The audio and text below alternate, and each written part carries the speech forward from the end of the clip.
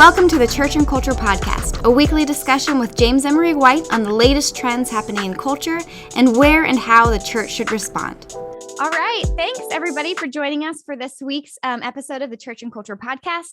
I am Alexis, and today I'm going to be speaking with Dr. James Emery White to examine this ever-increasing exodus of Americans from physical church gatherings. And we're going to take a look at where are they going instead? Because the truth is that they're not simply just walking away from church altogether.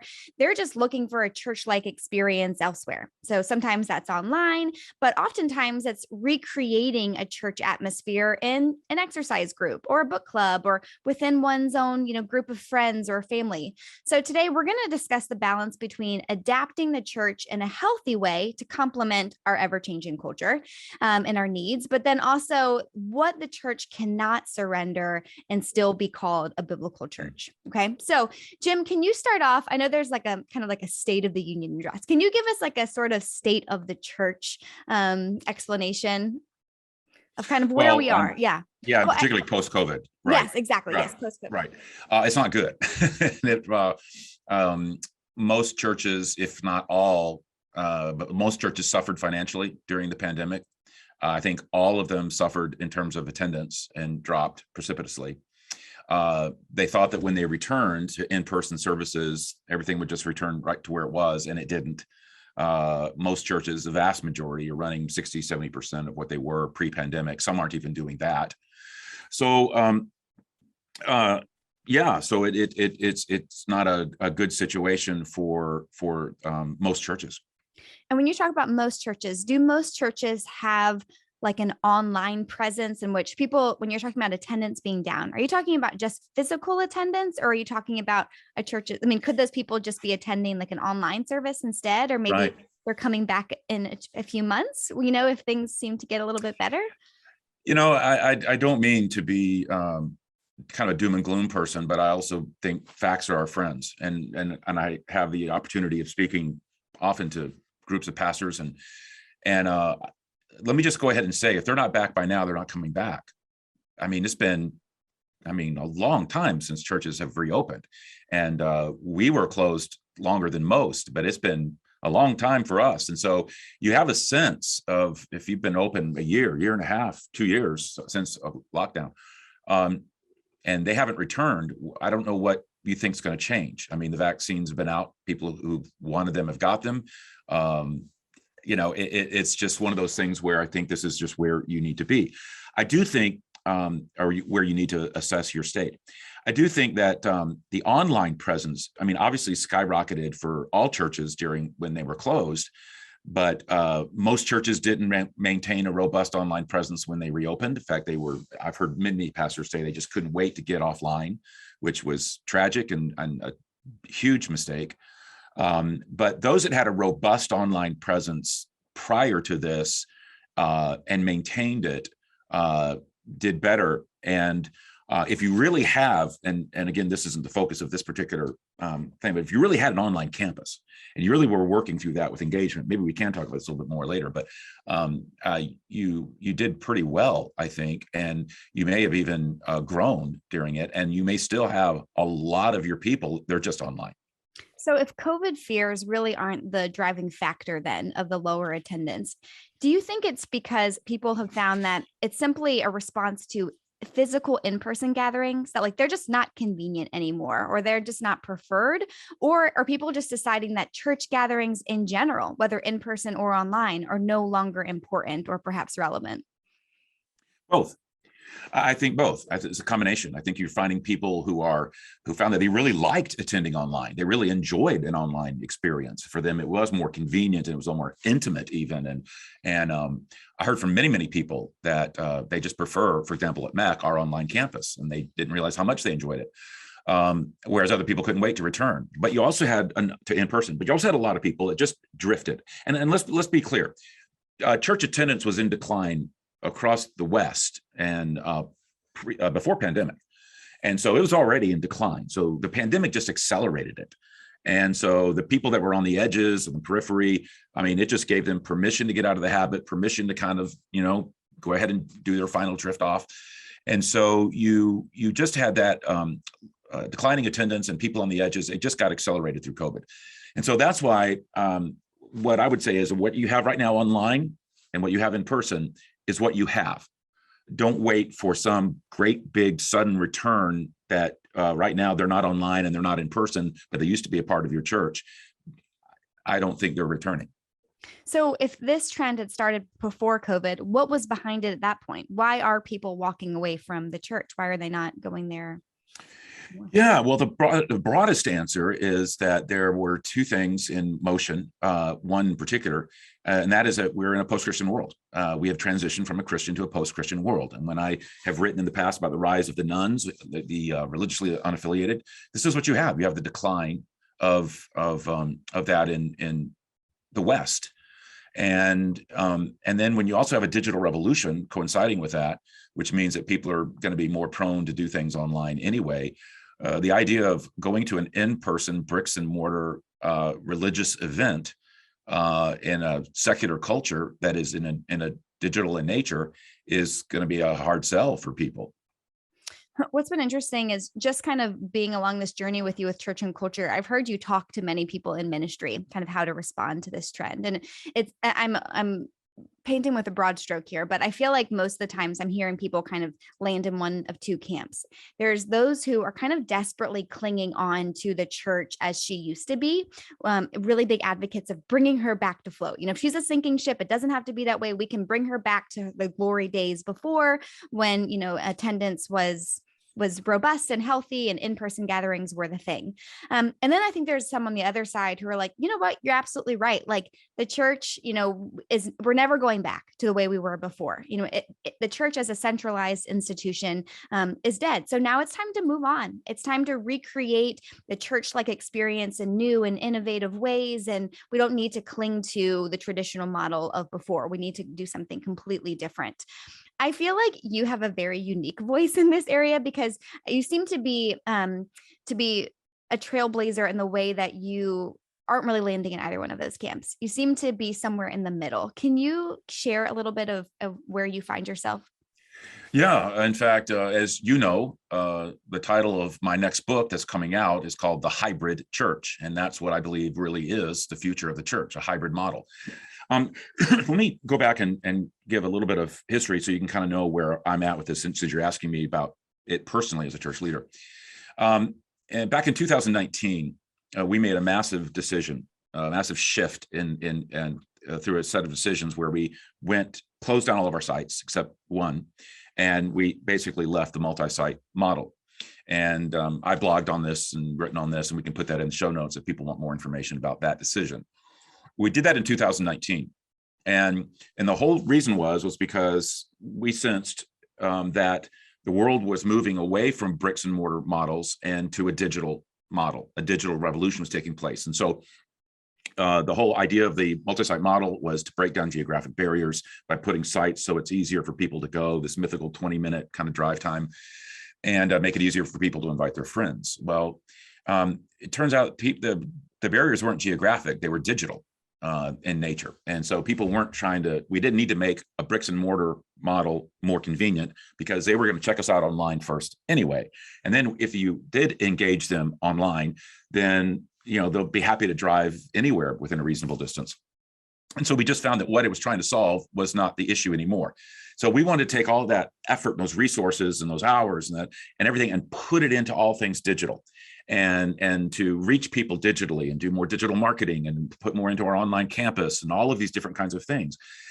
And anyway, without chasing that more, we are so glad that we did. I mean, I can't begin to tell you how many times throughout the beginning of 2020 and forward, we just said, we're looking smarter than we were. I mean, because nobody saw COVID coming, but we were so glad because we had this robust online presence, this online campus, fully staffed as a campus and treated like a campus and engaging people. And we already were putting so much online in terms of the Institute and student ministry and children's ministry. And it was just, and our online numbers just skyrocketed. And we actually ended up growing during the last 3 years. We've had our best growth spurt ever in the history of the church from 2020 on, from 2019 on, from closing the sites, going online, all of it. We've just it's been crazy. And And our online campus is still by far our largest campus and our largest attended campus. And so we actually lost as a church very few people. And we gained just thousands, quite frankly. And so that hybrid model is what I would push for, which is that it's physical and digital. That the church we've got an online campus and we've got an in-person campus. We offer things both in person and digitally. We have this hybrid of bringing the two together, not having just one or just the other, but a hybrid model, and that's working very well for us. Now, I imagine in making that shift, a lot of kind of theological questions had to come to the table, because I imagine as you're moving from how the church has traditionally met throughout history in a physical space and trying to translate that to an online experience, nodding your head to just a creative and new way to reach people, but then still clinging to how you would define church. I'm sure there was, I don't know, a little tension there of trying to think through, what do you need to maintain as you're moving from physical to digital, and where is there more creative freedom? Yeah, and I think that's another podcast, because that's a huge conversation to get into, and I don't have a pithy answer, because there's so much that is important to think about theologically in terms of the doctrine of the church, but also other theological matters in terms of online versus in person and what can be offered digitally and physically. And so I think that if you do give it clear thinking, that the knee-jerk reaction is you can't do church online. The more I think you carefully think about it theologically, there's a heck of a lot that you can, if not the vast majority, if not almost all of it. Yeah, I think what we can chase here, though, is the whole idea that what you decided to do was take a physical church kind of gathering and move it, maintaining a lot of its same characteristics, but in a digital way. But what you did not do was say, okay, well, let's just take church like experiences and then bring them to your home, and you can meet at home, or you could do this in your, book club, or let's take, churchy kind of things and bring them to a secular world in a way that resembles a new kind of church. That was not like the move that you landed with. No, in fact, let me go ahead and chase something here about the church. And that is, let's talk about the doctrine of the church, ecclesiology. Evangelicals, particularly evangelical Christians, are notoriously awful when it comes to this doctrine of the church. They have a very terrible, weak, flawed theology of the church. In fact, they don't reflect theological in the church at all. It's almost as if the church is some man-made construct. They might have to think carefully about the doctrine of Christ or soteriology or something about end times or something like this. But when it comes to the church, it's like, oh, no, church is whatever I want it to be. Church is whatever I want it. I feel like it should be. And it's some plastic, malleable thing. And it's simply not. I find that Christians tend to do one of two things. They either totally devalue the idea of the church, devalue the doctrine, devalue everything about it, or like it's not important, or they shape it into their own image, anything they want. And it's gotten us into a lot of trouble. And that's one of the things that I really wanted to talk about with this. Yeah. So let's talk about when you're talking about making it into their own image, because that is a part of this conversation. I think as we've moved, online, or people are not going to physical gatherings, it's not just that they're like, you know what, I don't need church anymore, but there is something about it that they're trying to reinvent elsewhere. And so what are some ways in which we're maybe trying to create church in our own image in a way that doesn't respect church ecclesiology? Well, yeah, there's a couple of ways to answer that. One is where you start calling anything and everything church. My family is my church, so I'm going to home church, or my small group Bible study is the church, or my men's group, or this fitness group that I'm a part of that meets and prays, and then we work out together is my church or the church. No, they're not. That's part of the very weak ecclesiology that they're having. What they're searching for is they're trying to find something for community. They're trying to find a way to incorporate service. They're trying to find meaning. They're maybe trying to find some sense of the transcendent. But more what I find is that people, for whatever reason, and want to reject classical, historic, orthodox understandings of church, and they want to give into raw individualism and create church in their own image, in something that they feel that they want it to be, and then they slap the name church on it in a spiritualized way, as if they really are fulfilling the biblical mandate of what it means to be a church. And many times it's falling into, you got to call it what it is. The opposite of orthodoxy is heresy. Okay, so then I guess in that line of thinking, how then do you know when you do have the church? I mean, what elements need to be in place for you to say, yes, you can put the name church on that, because it's not a physical building anymore. I mean, we've realized that. No, but it is no. But there are 5 things that I've taught my theology students for years. That how do you know when you have the church? And you got to have, biblically, theologically, these 5 things if you're going to call something the church. Okay, the first is obviously community. This is you're not, and when I say community, I mean male, female, old, young, black, white. I mean you don't have like just a segment of it, like all white people who are 20 somethings. That's not the church. The church is a gathered community that is not segmented, and it's a community that is defined. It has set entry points and exit points. And the Apostle Paul says, I don't tolerate this person for living this sexually immoral thing. You need to remove them from the church. And so there's this defined order where there are exit and entry point. I mean, it's a defined community. Mm-hmm. Second, it's confessional. The second C is confession. It's where the word of God is rightly taught. It's where the word of God is proclaimed. It's where there is a confession that is undergirding it in terms of what it is about. A third dynamic is corporate. And some people might say, oh, I don't like the idea of a corporate dynamic to the church. Well, you have to, because it's in the New Testament. Corporate meaning that it has leaders, it has pastors, and you have the spiritual gifts of leadership and other things that are to be used and implemented, and teaching, which is to be implemented in the life of the church. And so there was in the New Testament, you had leadership of the church and the corporate dynamic determining what money could be sent from one church to another church and things of that nature. So there was a corporate dynamic that was there in terms of both leadership and order and structure. And biblically, that involved that there needed to be pastors, and leaders, and the use of the spiritual gifts, and all put into full play. A fourth C is celebration. Meaning that there is some aspect of corporate worship that is involved. Again, whether online or in person, we can get into all that in future podcasts in terms of all that. But I mean, there is a corporate worship, a gathering together with communal worship, and not just, and that also includes the stewarding of the sacraments, specifically baptism and the Lord's Supper. Baptism and the Lord's Supper don't belong to individuals; they belong to the church, and they're under the stewardship of the church and under the leadership of the pastors. And so you can't like go home and just say, hey, family, let's take the Lord's Supper. That would be a violation of the sacrament. Or, hey, I want to baptize my child in my swimming pool, and just kind of remove the church from it, or that corporate celebrative sense where the church stewards the sacraments. That's biblical. In fact, it's interesting. One of the key ways of church discipline being exercised over the centuries is the refusal to give the Lord's Supper to those who are living in sin and refusing to repent. And so that's again, it was owned by the church. It was stewarded by the church.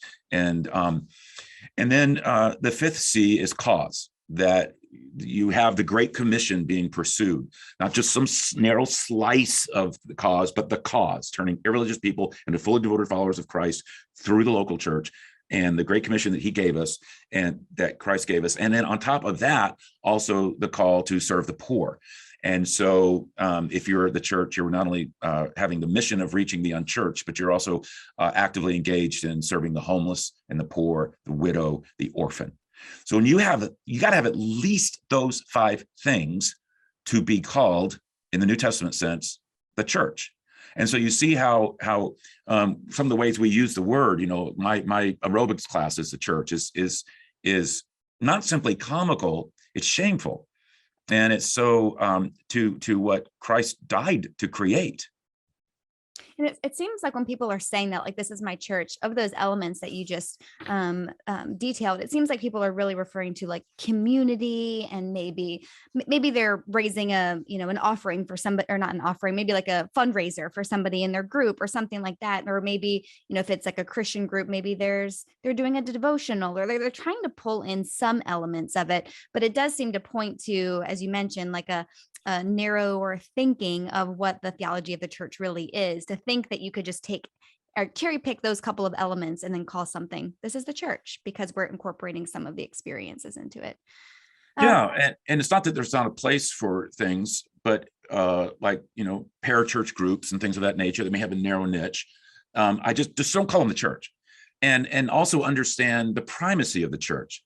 One of the things that you'll find is that there is no ministry in the New Testament that was outside of at least the umbrella of the church. It didn't exist. And so the primacy of the New Testament understanding of church is just lost on so many, because in the name of individualism, it's like I'm claiming this, and I'm going to have church be whatever I want it to be, and I'm going to make it whatever I want it to be, and I'm going to call it church, and I'm going to lambaste the existing churches because whatever I'm doing is better and purer, and it's just we need to come to our theological senses. and let me say this: there is no perfect church. I mean, we've talked about it. We'll talk about it again, about how churches, people have been burned by churches. There have been toxic church leadership. There's been colossal moral failures among, pastors and other things. And we've done podcasts on that. But that doesn't have anything to do with the church biblically and theologically, and our call to be a part of one, and how you can't even really fulfill the Christ life apart from the Christian community as detailed under the definition of a church, the one another's, and so many other things. You can't, even your spiritual gift is meant to be given to the church, service for the church, the body of Christ. And the body of Christ is the church. It's a locus of his ministry. There's no such thing biblically as an unchurched Christian. And it's kind of like someone pointing to a hypocrite and saying, well, I don't want anything to do with Christianity because of a hypocrite. They point to a bad church and they say, or a toxic church, or a negative church experience, or somebody the church failed them or disappointed them. Well, I don't want anything to do with church. Well, no, just like a hypocrite doesn't have anything to do with Jesus. A poor experience or disappointment with the church doesn't have anything to do with the theological primacy and importance and the necessity of your involvement in church. So, I feel like I went on a little bit of a rant there, but I'm a jealous defender. Sure. And I've always felt, and I felt this way for decades, that the ecclesiology of Christians is just can be maddening at times. I'll tell one little anecdote. Years ago, when I had a brief stint where I was president of a seminary, I met with an executive of a Fortune 500 company, and who was a Christian, and he was interested in potentially making some investments in theological education. I wasn't quite sure what we're going to meet about. But I remember when I went to his office, he was boasting. He just kind of boasting about, just how they've got chaplains there at this company, and the small group studies, and that, they even had some mission trips that they took overseas, and all the stuff that they were involved in. And he said, and I asked him where he went to church, and he didn't go anywhere. And he said, but it doesn't matter, because after all, we're the church. This is the church. Everything's the church. So this is the church. So I'm in, and I just said, no, everything inside me just went, no, you're not the church. A for-profit company traded on the stock market, whose goal is to make, and this particular person was some kind of beverage company, carbonated water, is not the church. I'm glad you're doing some of these things, but you don't even come close to fulfilling biblically what the church is. And you're patting yourself on the back as some kind of spiritually prideful way that you're almost better than the church. And we need to stand up against this more often and help people understand the beauty of the church. When Jesus said, I have come to build my church, I mean, let's take him at face value. He came to build his church. That's what he unleashed on the world. And so Satan's going to have a field day wanting to change the definition of what it was Jesus came to build and establish and unleash. And he's having a lot of success with American evangelicals by watering it down. Because if church means everything, then it means nothing. Sure.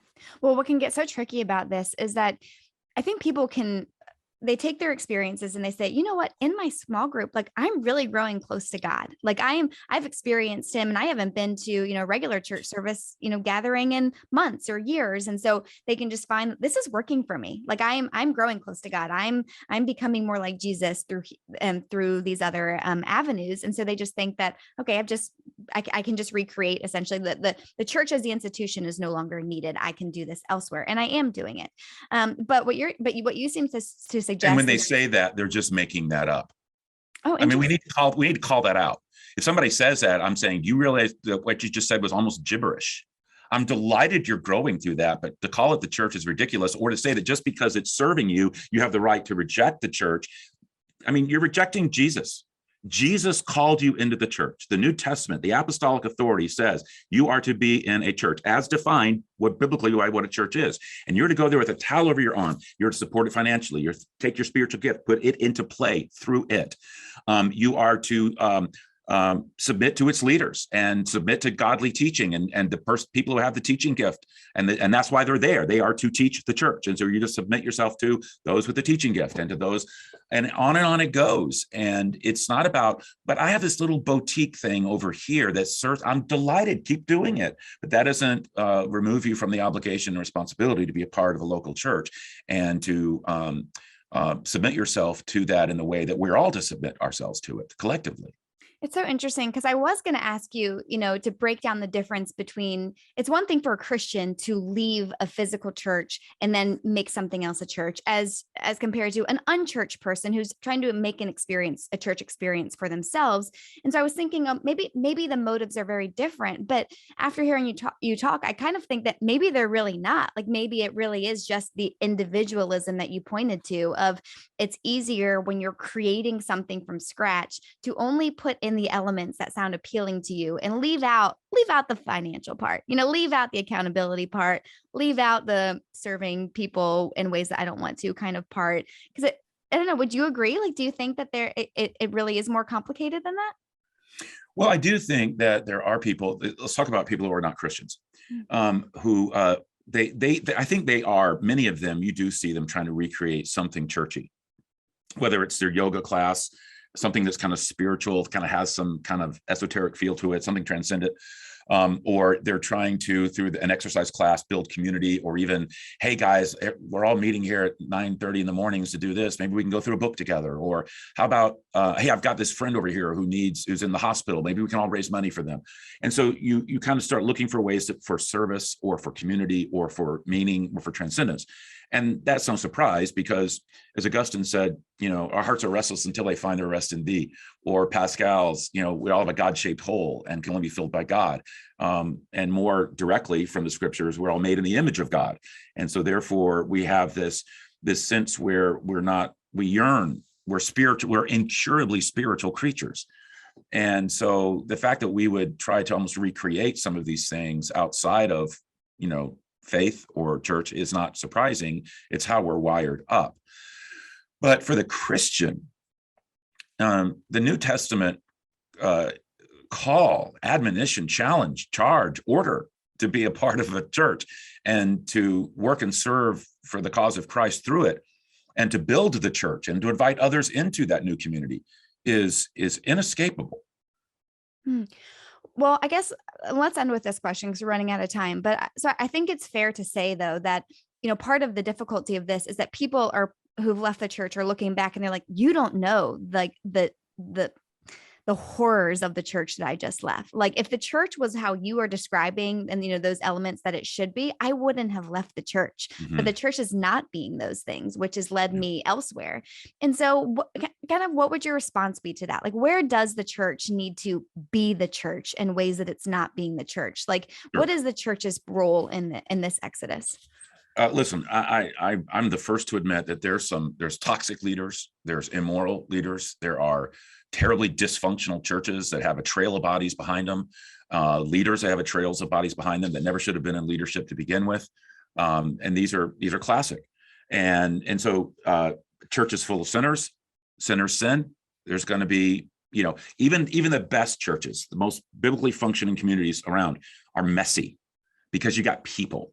And people are messy, and you can be a healthy church and have two people that attend there that both love Jesus, but man, their personalities are just allergic to each other. And it's just, but that's what Jesus meant. He's calling us together to work it out, to let love transcend things and grace transcend things and practice. He gave us Matthew 18:15 because he knew we'd need it. We would need to be reconciling with each other and solving conflict resolution. So it's not if there's conflict, but how you solve it. So I would say that when there really is a leader or a church that's just so deeply dysfunctional and quite honestly, those are rare. They really are rare. They're really kind of like horror stories, not the horror stories, but that are just systemically just so dysfunctional that you almost can't even call them a church. Yeah, flee those. But that doesn't mean you flee the church or flee Jesus or flee God. You just flee that and find one that's a little healthier. But do understand this, and this is critical, Alexis. Don't just nitpick the lint off of the navel of your church, where, every little thing is like, you're going to take offense, you're going to be wounded, or you're going to read suspicion into it, or you're going to think the worst, or the cup is always half full instead of half empty, or you're just always walking around discontent or focusing on what's not, or where you were disappointed, or where something didn't quite meet your expectations, or gosh, that last series wasn't that great, or whatever. And you're just so hard on it to where, and so no church could stand up under that kind of evaluation, where you're not even allowing people to be people, a church to be full of human beings that may be trying really hard to do, and they're doing a lot of good stuff. But man, if you go to any church in the world, and if you go in with the lenses of, I'm going to try to find what's not perfect, goodness, you will never find a church home. But that's not the way to approach it. The approach is, we're all sin-stained, struggling people, and we're going to try to together put grace and love and forgiveness forward, and we're going to try to work out community in the midst of sin and conflict, and we're going to invite the Holy Spirit into our midst, and we're going to be on mission. And I think the more we're on mission, the less we're concerned about our differences, because we're not having this misplaced missional energy being spent on ticky-tack tertiary interpersonal issues or disappointments. And so I think if you bring narcissism into the church, which is where it's all about me, then you're never going to find a church home. I feel like this has been such a great conversation. And I think too, just really challenging for Christians to listen to, and how our posture is shaped in how we view the church. Like, as you were mentioning, if we're nitpicking things and using them as ammunition or an excuse to do something else, or to leave, or to create your own experience, that's where it gets dark. But when we're looking at areas of need with the desire to then, pull up our sleeves and get involved and be the answer to the prayers that we're saying, then gosh, just the vision of how you've described what the church really could be is really something quite beautiful, and something that I think, we would all love to be a part of. So thank you, Jim. This was a lot. I feel like, again, there's a lot that we didn't get to talk about that hopefully we'll address in another podcast. But if you want to listen to more, then hopefully you'll join us again next week or in the weeks to come. But thank you for giving us some of your time today. Have a good one. Thank you for listening to this week's installment of the Church and Culture Podcast with Dr. James White. We hope it was not only informative, but challenging and the start to an ongoing conversation. To stay up to date with all the latest, check out the daily headline news and subscribe to the Church and Culture blog, all found at churchandculture.org. You can even keep up with Jim by following him on Instagram, Facebook, or Twitter at James Emery White. We hope you'll join us next week. Goodbye for now.